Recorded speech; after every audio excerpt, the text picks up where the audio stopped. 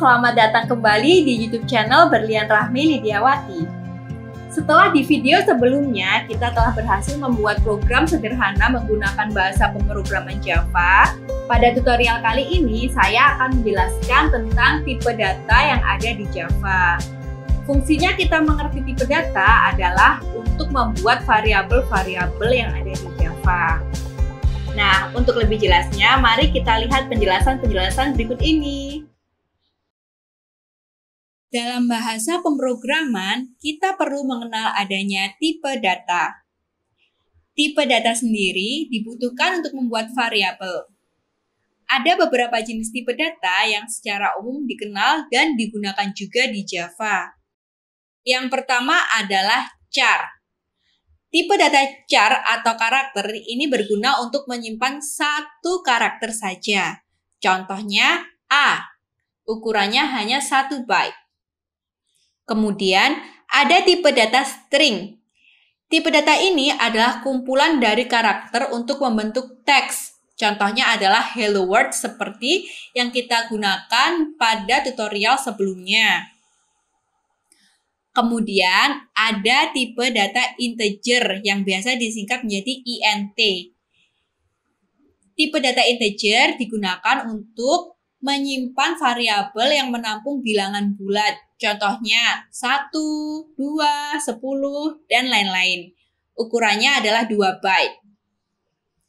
Kemudian ada juga tipe data float. Tipe data float ini bisa digunakan untuk bilangan desimal.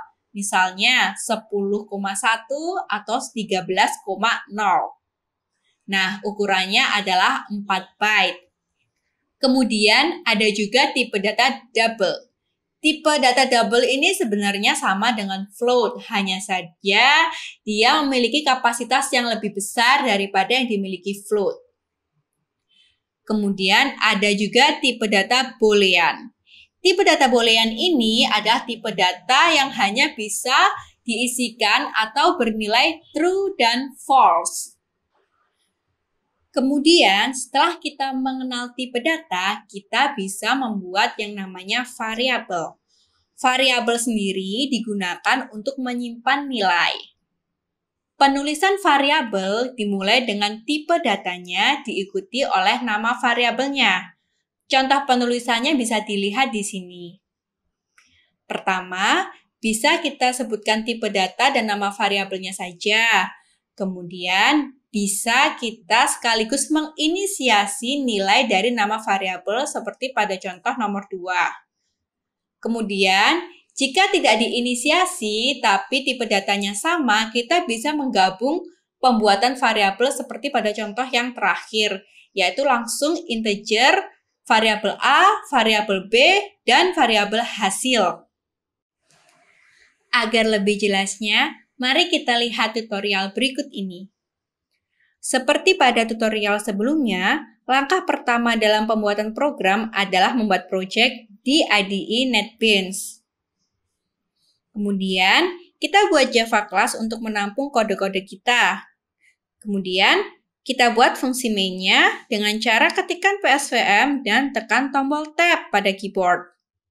Pada tutorial kali ini, kita akan membuat program untuk menampilkan data dari memanfaatkan variabel-variabel yang ada di Java. Yang pertama kita buat adalah variabel nama yang memiliki tipe data string. Yang kedua adalah variabel jenis kelamin yang memiliki tipe data char untuk menyimpan simbol jenis kelamin F atau M. Kemudian, kita buat variabel umur yang bertipe data integer. Variabel BB digunakan untuk menyimpan berat badan yang memiliki tipe data float.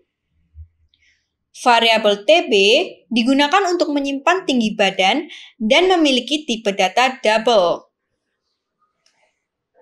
Kemudian, variabel isMarried bertipe data boolean yang nantinya digunakan untuk mengetahui status pernikahan. Selanjutnya, kita akan memberikan nilai kepada variabel-variabel yang telah kita buat sebelumnya. Pertama-tama, Kita buat tulisan statement di dalam komen. Perlu diingat bahwa statement komen tidak akan dikompil oleh komputer. Untuk mengisi variabel nama, kita tuliskan teks berisi nama. Perlu diperhatikan, penulisan teks dan karakter memerlukan tanda kutip ganda.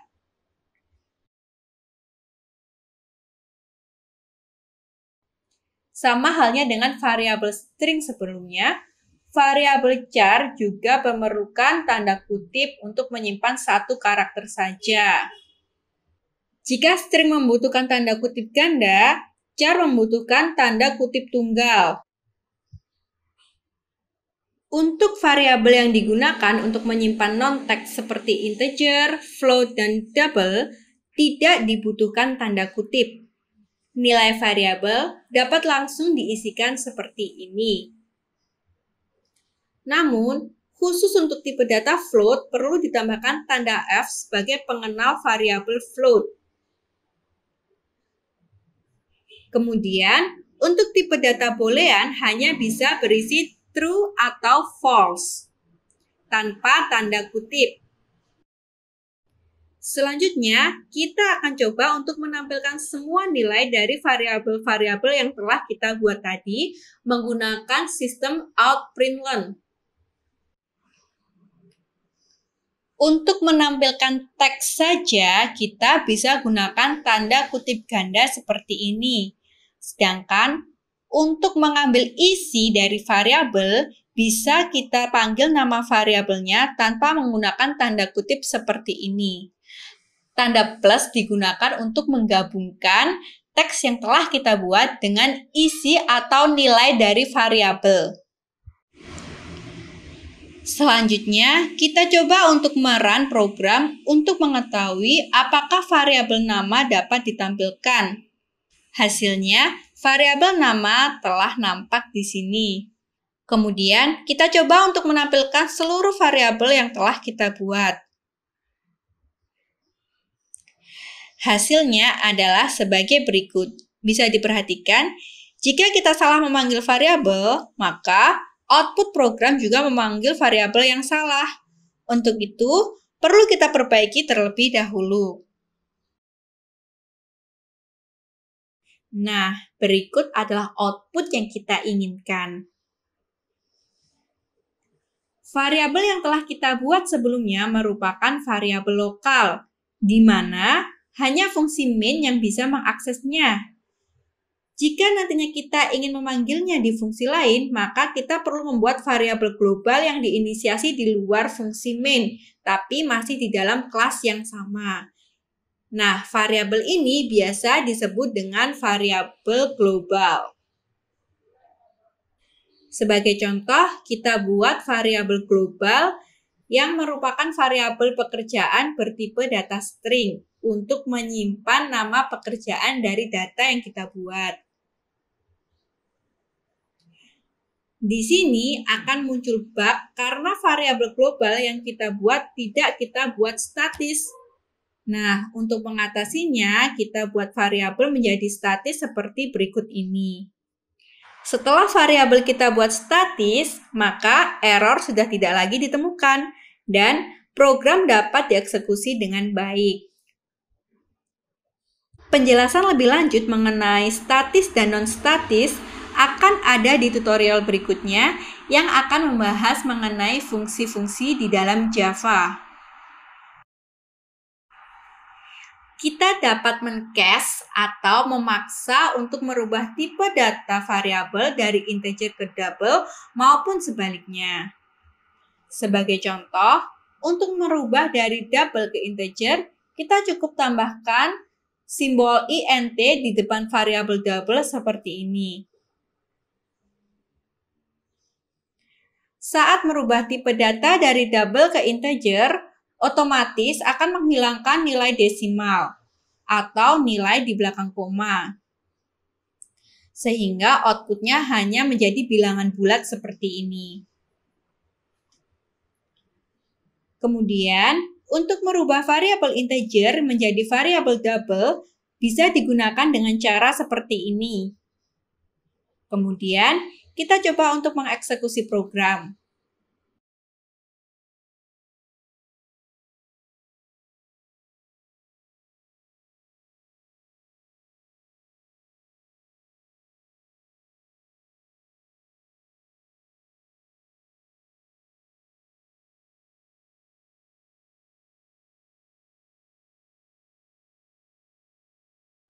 Maka, sekarang variabel umur telah berubah menjadi bertipe data double dan memiliki nilai koma di belakangnya atau menjadi nilai desimal. Selanjutnya, kita bisa mengisi variabel dengan input yang kita masukkan melalui keyboard.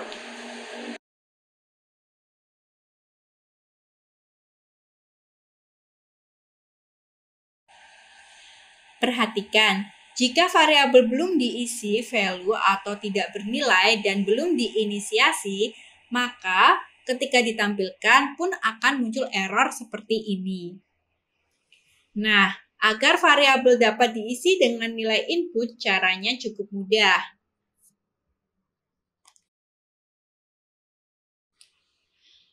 Pertama-tama, kita import terlebih dahulu Java Util Scanner di luar kelas. Kemudian, di dalam fungsi main, kita buat objek bernama inputan dengan cara seperti ini.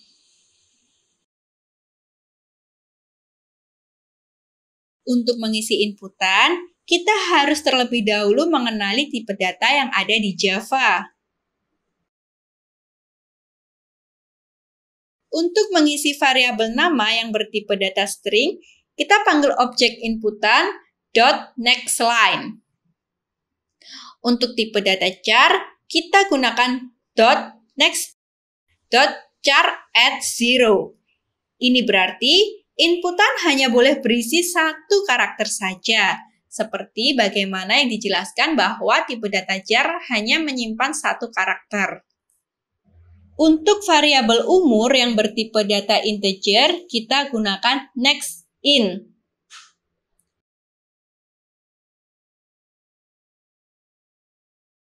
NextFloat untuk tipe data float. NextDouble untuk tipe data double. Nah, di sini kita bisa lihat kemampuan IDE NetBeans dalam menampilkan auto-complete kode.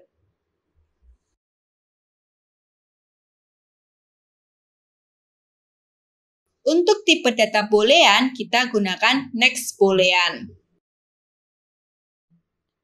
Untuk variabel pekerjaan, sementara kita gunakan nextLine sebagaimana variabel nama tadi.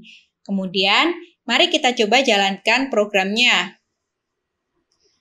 Hasilnya, kita bisa inputkan data kita, kemudian ditampilkan hasil inputan kita tadi. Namun, pada saat menginput pekerjaan tadi, program secara otomatis berakhir karena kita menggunakan nextLine. Jadi, variabel pekerjaan terisi dengan string kosong atau karena kita mengetikkan enter di keyboard. Padahal, tadi kita masih menginisiasi variabel pekerjaan dengan string dosen. Tapi, yang ditampilkan adalah inputan kosong kita tadi. Ini berarti menunjukkan ketika kita merubah isi dari suatu variabel pada baris kode setelah kita menginisiasinya, maka yang dikerjakan adalah baris terakhir dari kode kita. Untuk mengatasi masalah tadi, di mana variabel pekerjaan tidak bisa kita isikan, maka kita bisa ubah tipe inputannya. Tipe inputan dari inputan .nextLine kita rubah menjadi inputan next saja. Hasilnya akan menjadi seperti ini.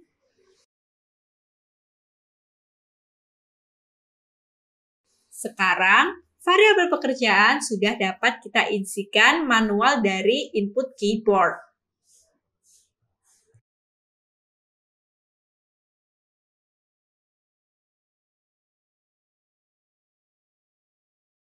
Ada beberapa hal yang perlu diperhatikan dalam memberikan nama variabel di Java. Yang pertama, Tidak boleh menggunakan reserved word seperti if, while, in, float, double, dan lain-lain.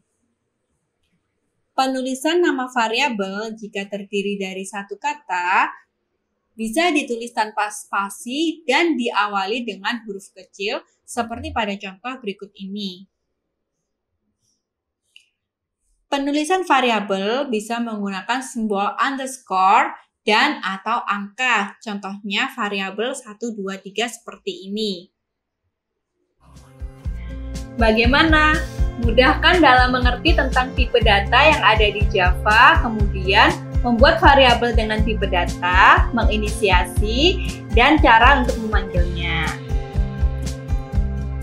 Nah, jangan lupa untuk terus ikuti dan subscribe di YouTube channel Berlian Rahmilidiawati, karena di video berikutnya saya akan membahas tentang beberapa operator yang ada di bahasa pemrograman Java. Bye, sampai jumpa di video berikutnya.